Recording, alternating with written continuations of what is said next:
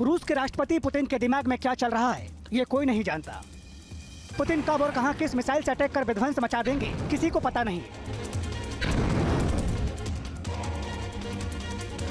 अनाज समझौते के 24 घंटे के अंदर ही जिस तरह से पुतिन की पलटन ने ओडेसा बंदरगाह पर मिसाइल दागकर खलबली मचा दी, उससे जेलेंस्की अभी तक परेशान है।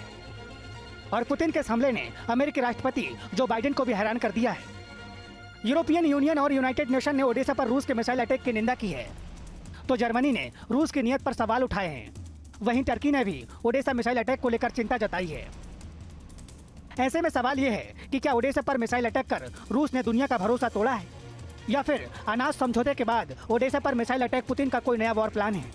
दरअसल रूस और यूक्रेन ने शुक्रवार को अनाज निर्यात को लेकर एक समझौता किया था, जिसके बाद उम्मीद जागी थी कि दुनिया को अनाज संकट से राहत मिलेगी। लेकिन अनाज की जंग अब लंबी होती दिख रही है, क्योंकि यूक्रेन का दावा है कि रूस ने समझौते के बाद शनिवार को ओडेसा बंदरगाह पर कैलिबर मिसाइल से एक के बाद एक 2 हमले किए, जिसमें किसी अनाज गोदाम को नुकसान नहीं पहुंचा, जबकि यूक्रेन एयरफोर्स ने 2 रूसी मिसाइलों को नष्ट कर दिया।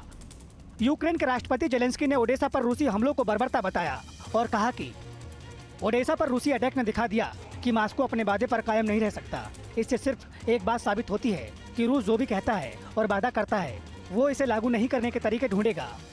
हालांकि रूस ने अनाज सौदे के बाद यूक्रेनी बंदरगाहों पर हमलों से इनकार किया है।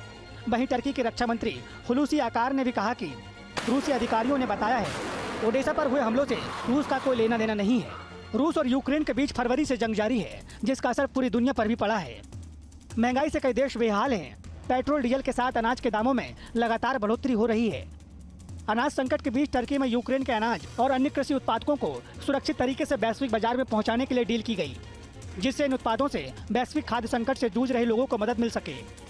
क्योंकि यूक्रेन गेहूं, मक्का, सूरजमुखी के तेल के सबसे बड़े निर्यातकों में से एक है और दुनिया के कई देश यूक्रेन के अनाज पर निर्भर हैं।